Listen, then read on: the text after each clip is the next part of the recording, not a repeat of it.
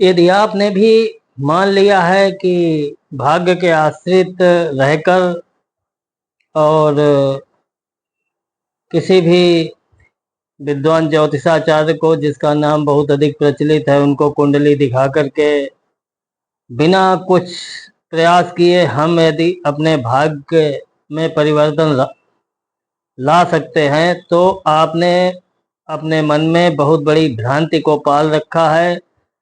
तो इस भ्रांति से निकलिए, क्योंकि ज्योतिष शास्त्र कभी किसी को हमेशा भाग्य पर निर्भर रहने की या ग्रह नक्षत्रों पर पूर्णतया निर्भर रहने की सलाह नहीं देता है।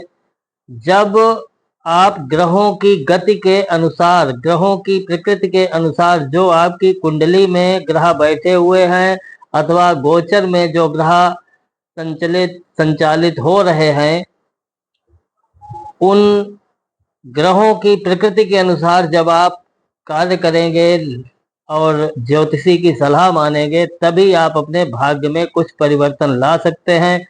अन्यथा इधर उधर व्यर्थ में दौड़ना, भागना, परेशान होना, यही आपकी नियति बन जाएगी। ज्योतिष शास्त्र से किसी भी प्रकार का कोई लाभ आप नहीं ले सकेंगे। तो मैं ज्योतिषाचार्य संजीव कुंडली और आपका भाग्य इस श्रृंखला के अंतर्गत आज चलते हैं जन्म कुंडली के भाग्य भाव की ओर। शुभ भवनात् गुरु भाग्यम पितृ पौत्र दया तपः प्राप्तिम। कुंडली का जो नवम भाव होता है उसको भाग्य भाव बोला जाता है। तो उस नवम भाव से गुरु का विचार, भाग्य का विचार, पिता का विचार, पौत्रों का विचार, दया आदि सद्गुणों का विचार, तप यानी जो तप आचरण है उसका विचार किया जाता है। और उरो स्थानम स्वांतम सा भोक्त्रीन दान योग मपि विद्यात, यानी जो उरु स्थान है, उरु प्रदेश है, कमर का भाग, और स्वांतः यानी आपके मन का विचार, सा भोक्त्रीन साथ में भोजन करने वाले भाई बंधुओं का विचार, दान आदि करने का विचार, विभिन्न प्रकार की योग साधनाओं का विचार भी नवम भाव से किया जाता है। और नवम भाव से किसका विचार करना चाहिए? चिंतनीय गुरु स्वामी पितृभाग्यादि मातुलः। नवम भाव से गुरु यानी आचार्य का विचार, अपने पिता का विचार, पिता से संबंधित परिवार का विचार, मामा पक्ष का विचार नवम भाव से करना चाहिए। अब हमारे ज्योतिष ग्रंथों में जैसा कि लिखा है कि नवम भाव का अधिपति शुभ ग्रह हो तो कैसा फल देगा, अशुभ ग्रह हो तो कैसा फल देगा। तो आगे ज्योतिष ग्रंथों में लिखा है कि नवमे स्वामी सौम्याढ्ये शुभा एतेन यथा शुभा।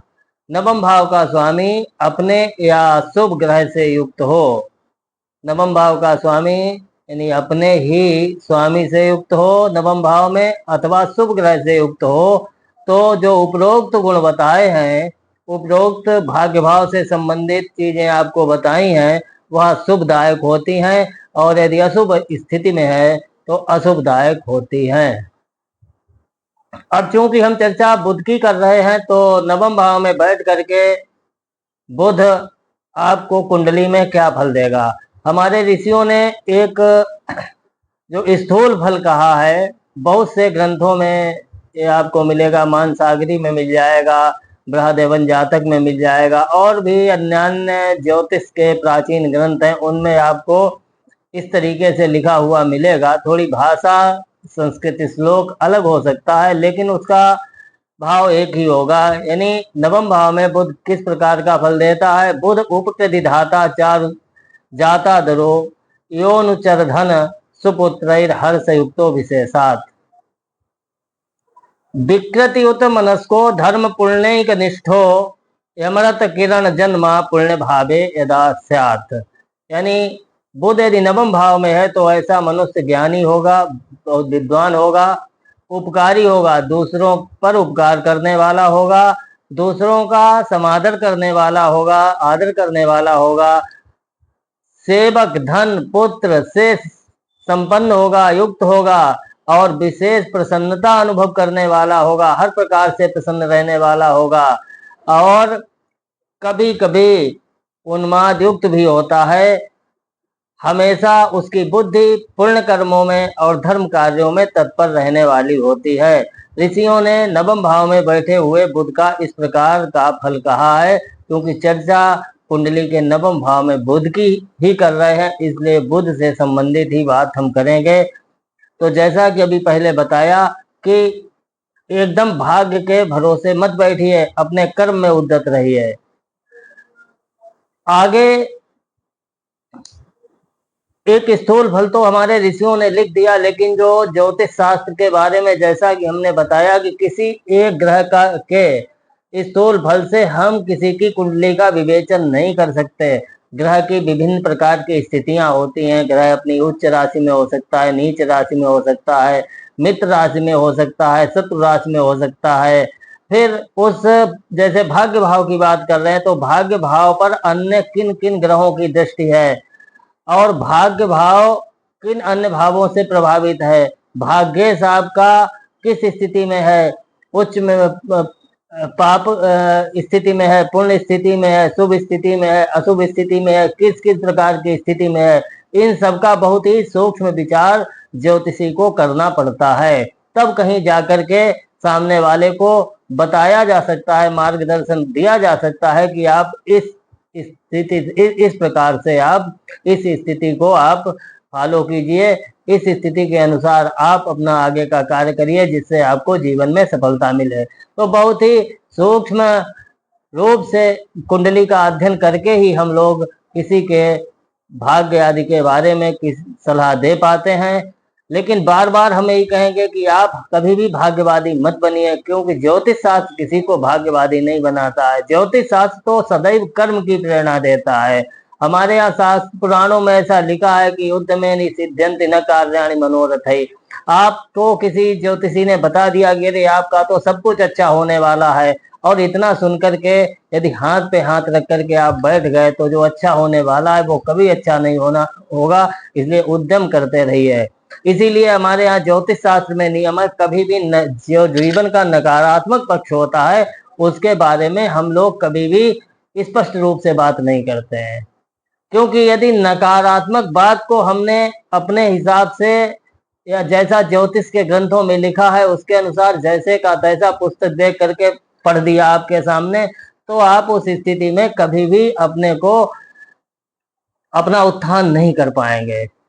इसलिए आप हमेशा आशावादी बनिए, निराशा को अपने मन से हमेशा के लिए निकालिए। तो आइए चलते हैं बुध की विभिन्न परिस्थितियों को लेकर के नवम भाव की ओर। बुध यदि कुंडली के नवम भाव में अपनी उच्च राशि में बैठा हुआ है तो ऐसे व्यक्ति का उत्कर्ष, ऐसे व्यक्ति की भाग्य वृद्धि हमेशा सात्विक कर्मों से होगी।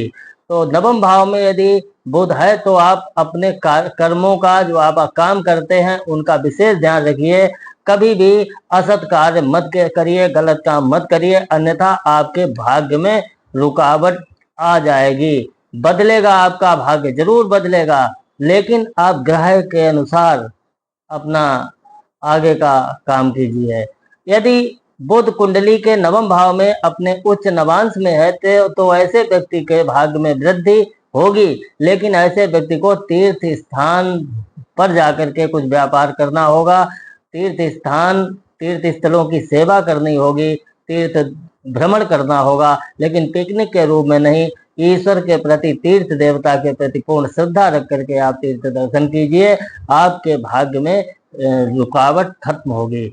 अब यदि कुंडली के नवम भाव में बुध शुभ वर्ग में है तो ऐसे व्यक्ति का भाग्योदय देवताओं की आराधना से अब होगा।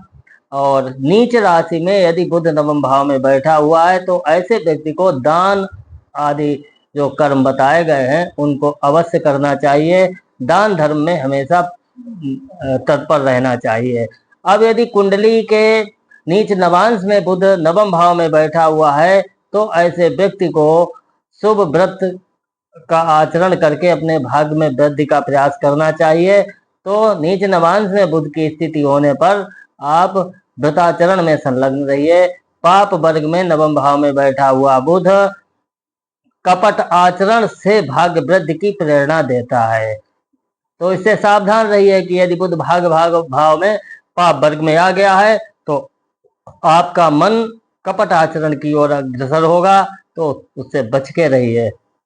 मित्र राशि में भाग्य भाव में बैठा हुआ बुध जो अविचार कर्म है यानी तंत्र मंत्र आदि है, उसके द्वारा माने तंत्र की सहायता से, मंत्रों की सहायता से व्यक्ति भाग्य वृद्धि करने का प्रयास करने वाला होगा। और यदि मित्र नवांश में बुध भाग्य भाव में बैठा है तो ऐसे व्यक्ति को भ्रमण कार्य करके व्यापार करना चाहिए, यानी एक जगह पर स्थिर व्यापार न करके घूमते फिरते व्यापार करना चाहिए। वर्गोत्तम में बैठा हुआ बुध भाग्य भाव में गर्हित कर्म यानी जो निंदनीय कर्म है उनको करने की ओर आपके मन को ले जाएगा, उसी से व्यक्ति अपना भाग्योदय करना चाहेगा।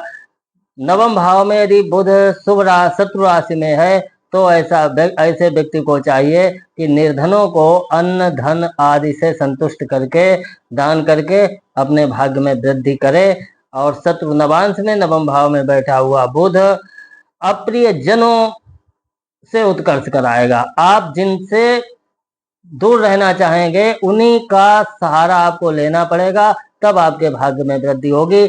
और स्वराशि यानी अपनी ही राशि में बुध कन्या और मिथुन में यदि नवम भाव में बैठा है तो ऐसे व्यक्ति का भाग्योदय बंधु बांधवों के सहयोग से होगा।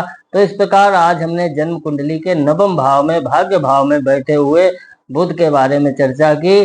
पुनः यही कहेंगे कि आप भाग्यवादी मत बनिए, आप कर्मवादी बनिए, निराशा को अपने मन में हावी मत होने दीजिए, हमेशा आशावादी रहिए। सफलता निश्चित ही आपका वर्ण करेगी और जीवन में सुख समृद्धि आएगी। एक निवेदन कि यदि अभी तक आपने हमारे YouTube चैनल को सब्सक्राइब नहीं किया है तो कृपया सब्सक्राइब करें, लाइक करें, वीडियो को शेयर करें। किसी भी प्रकार की ज्योतिष अथवा वास्तु संबंधी सहायता के लिए, परामर्श के लिए स्क्रीन पर दिए हुए हमारे मोबाइल नंबर पर हमसे संपर्क कर सकते हैं। धन्यवाद।